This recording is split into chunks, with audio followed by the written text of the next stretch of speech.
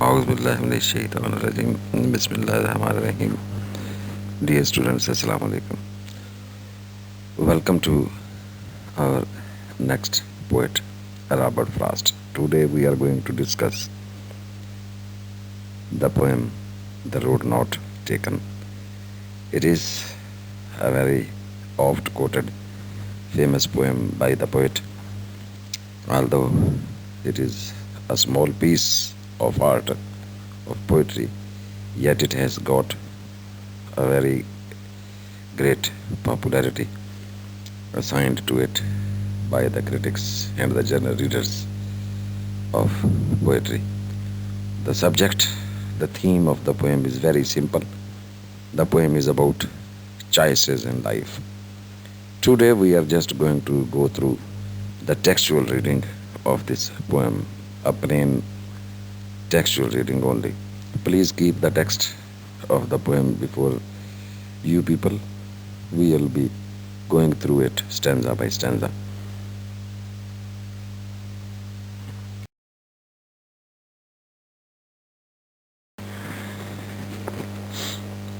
Stanza 1 of the poem, The Road Not Taken.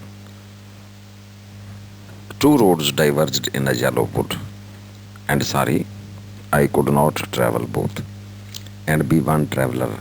Long I stood, and looked down one as far as I could, to where it bent in the undergrowth. Two roads. From the very first line of the poem, the poet has introduced the theme of the poem. Indeed, the poet is traveling on a road.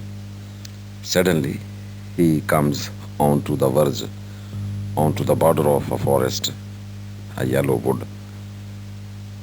And there he is confronted with two divergent roads suddenly. He was traveling on a single road, and he reached at a point of his travel, of his journey, where he is now facing, confronting to make a choice in between two roads ahead.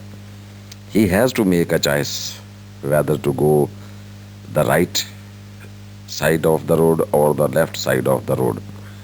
The road has divided itself, separated itself, itself, divided itself into two portions. And now he has to make a choice whether he should go to the left or to the right road. And both these roads, fortunately or unfortunately, are diverging, converging into that yellow wood. Why that wood is yellow? It is surely the mention of the autumn season, when the leaves of the trees and the wood are all yellowish. And sorry, I could not travel both. Unfortunately, he is a single fellow, and making a simple statement, he has to choose one of these roads to go ahead on his journey of life, that is. And therefore, he has to make a choice and be one traveler. It is inevitable for him to make a choice, to go on one of these two roads. He has to now make a choice whether he should go to the right side of the road or to the left converging road. Long I stood, therefore he had to contemplate standing there. He had to think over, ponder over the situation he was faced with. He stood there for a while, for a very long time rather, and pondered over the situation he was confronted with to make a choice, and looked down one as far as I could. So far as his intellect, his intelligence, his wisdom was concerned, he consulted his mind, he consulted his intellect, and looked into one of the roads as far as his eyesight could allow him to look, as it was a road converging into the forest, deep forest rather, to where it bent in the undergrowth, where that road was going into some unknown undergrowth of grass and weeds and trees and etc. The vegetation, indeed. The vegetation had covered that road somehow, and his eyesight could not see it afar. Therefore, so far as his eyesight was concerned, the superficial eye of his vision, the eyesight, just limited his vision to only a certain distance. And till that point, he uh, took a very considerate eye, and thereupon, at that converging point of the two roads, he stood, pondered over, looked into the two of the roads, uh, and trying to make a decision. Now it is the decision time. What road he has to go on to make his travel successful. Dear students, here we find the poet telling us a very simple story in shape of making choices. As human beings, we are confronted with making choices in our life. And this journey of life, that is a complicated journey indeed. We have to start and restart. We have to consider and reconsider. We have to estimate and re estimate our traveling routes, our destination routes, the roads we take. Here, the poet is confronted with the same kind of making a choice, the same kind of situation where he has to make a choice considerably, intellectually, and based on his wisdom, experience, life experience, that is, and the apparent situation, environment, the atmosphere he is in there. Taking into consideration all viabilities, varieties of uh, the conditions he is facing, he makes a choice. Then again, in the third stanza of the poem. But here in the first two stanzas, he introduces us to the theme of making a choice. Surely, every man wishes to make a good choice for his life journey. We will, inshallah, discuss the main idea of the poem later on in our later discussion on the critical uh, level, when we will be discussing this poem from a critical angle. Here we are only discussing the main uh, stream of ideas through the textual reading of these lines, what the poet is talking about, what the story he is trying to tell to us. The gist of this stanza is that the poet is confronted with making a choice, standing on a divergent road where suddenly, unexpectedly, two roads have emerged in front of him while going on a journey somewhere to his destination. That is surely, clearly, the journey of life. And the road he was treading on, the road he was walking on, the road he was riding on, has been divided into two suddenly. And he has now to make a choice. What is that choice? It is about our own human choices in life in general.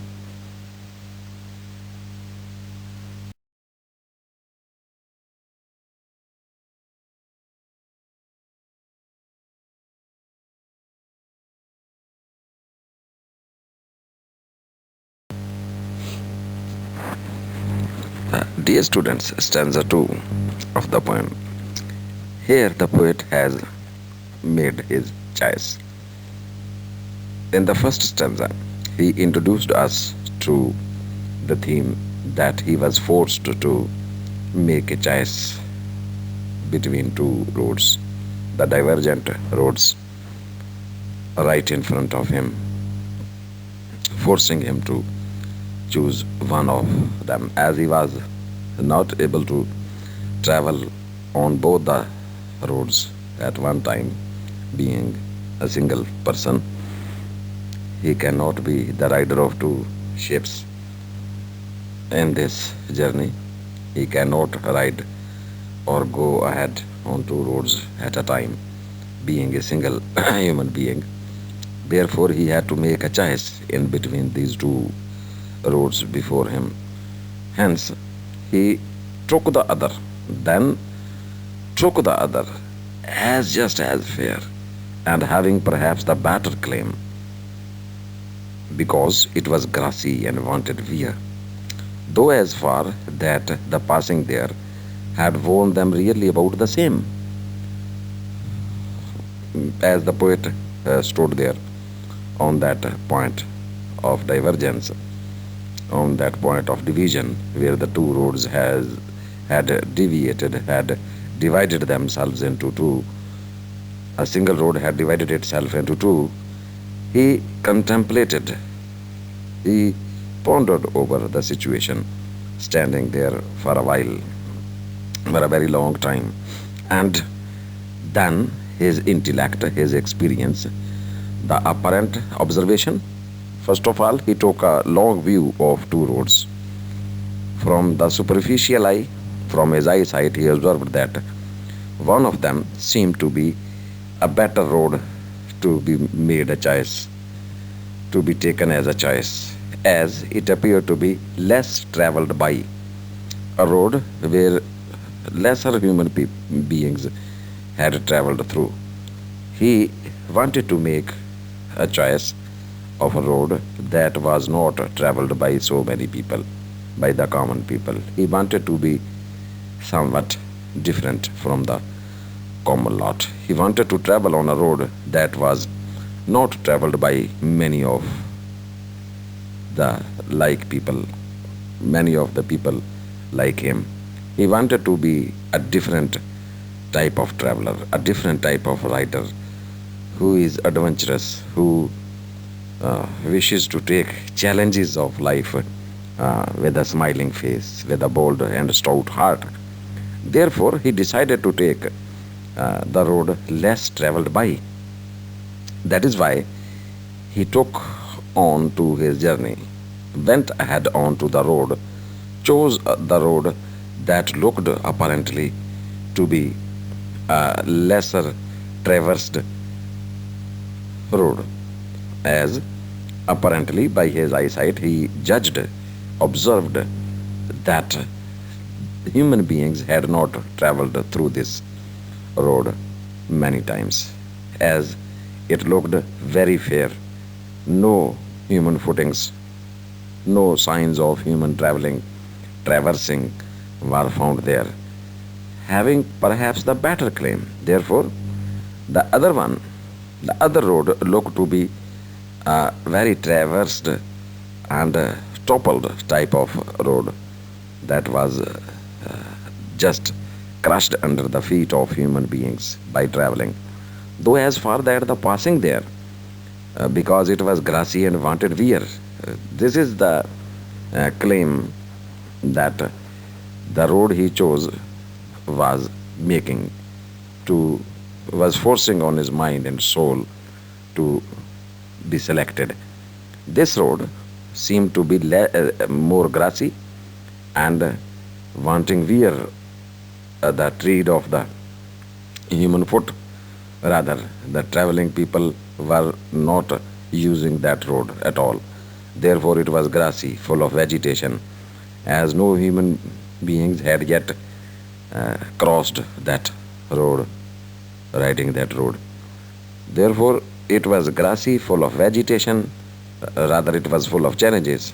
It was rather looked to be a new one, less traveled by. However, when he had made a choice, when he went into the very journey, choosing a road that looked to be more precious, more different than the first road, he was then met with an other amazement.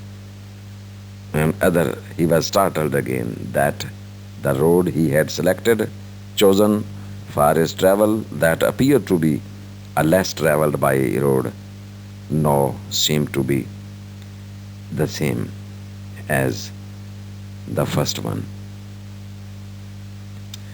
When he had gone into the reality, when he had discovered that the road he had chosen was the same kind of road as he had left behind on the divergent point, is the same type of traversed road, same type of trodden road, same type of crushed road that he had left behind.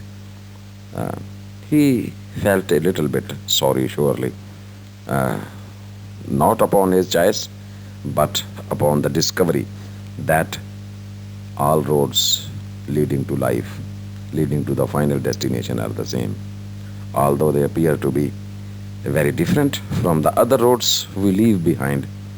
But these choices are just superficial choices, had warned them really about the same. The people had traveled through this road of life so many times, but apparently this road seemed to be less traveled by. Unfortunately, the poet was felt that he had failed himself in the choice of his life. The road had deceived him, and this is the point that he will clear in the next stanza, stanza 3.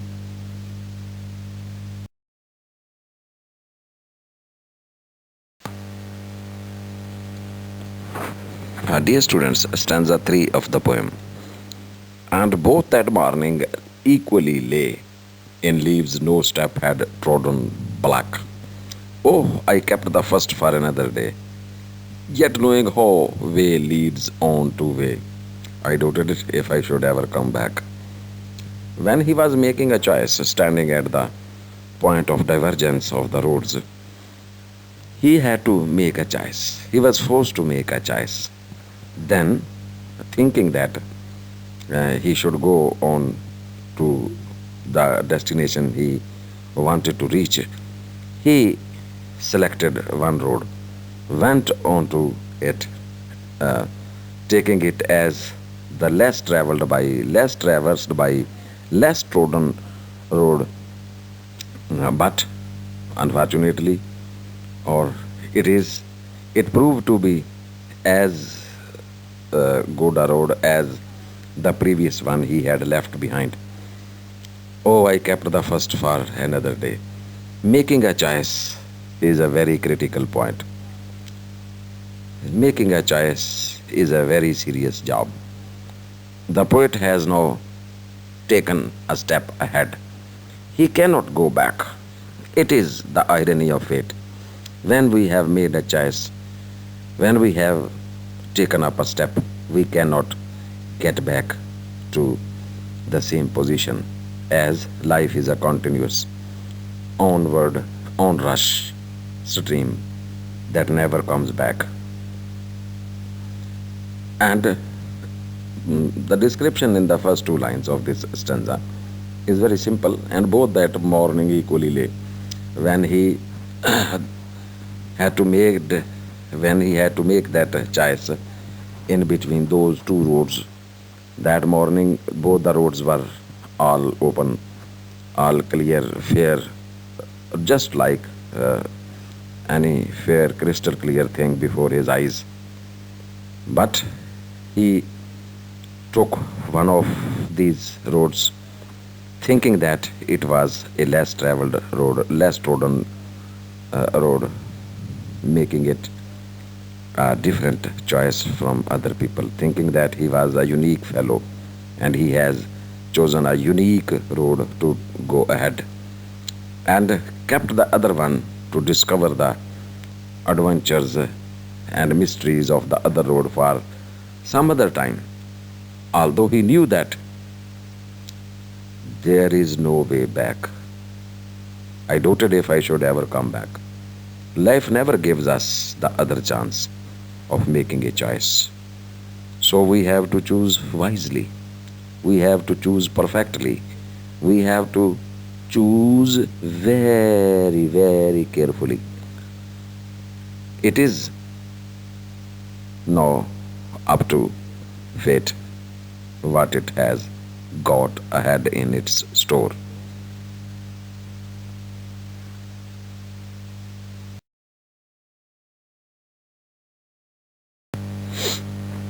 Dear students, the fourth and the last concluding stanza of the poem. I shall be telling this with this eye. Somewhere ages and ages hence, two roads diverged in a wood, and I took the one less traveled by. And that has made all the difference. However, beginning the conclusion of the thought process, the poet has told us a simple story of making choice, forcing himself to make a choice, taking one road out of the two. And here is a sigh of repentance, is it? Or some kind of sigh of pain, sigh of feeling repentance. Is the poet repentant? No.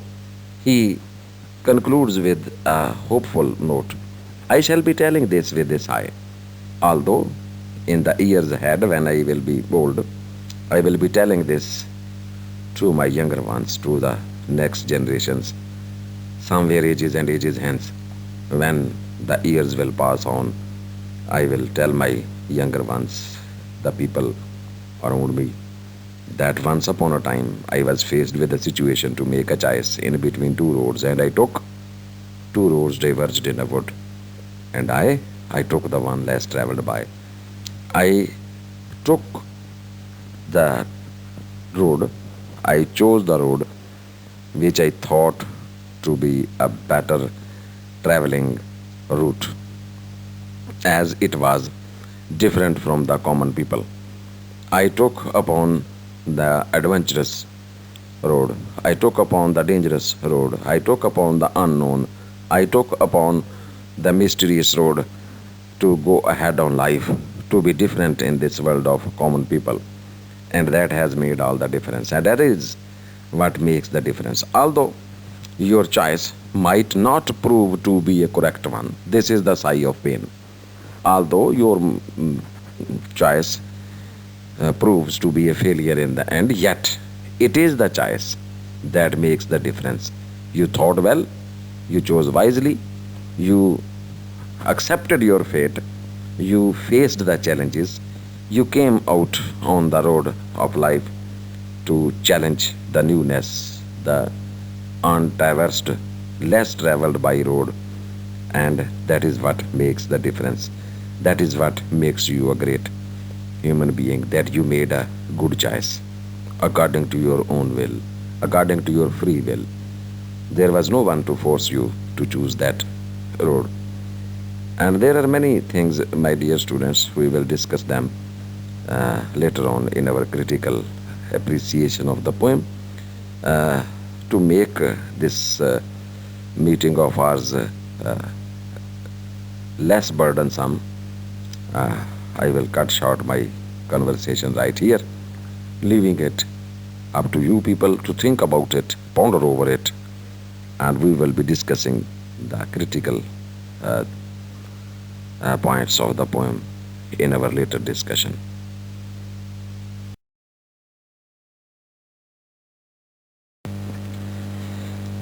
Okay, dear students, thank you very much for participating in today's discussion. Till our next meeting, it is Allah Hafiz and goodbye. Thank you very much again.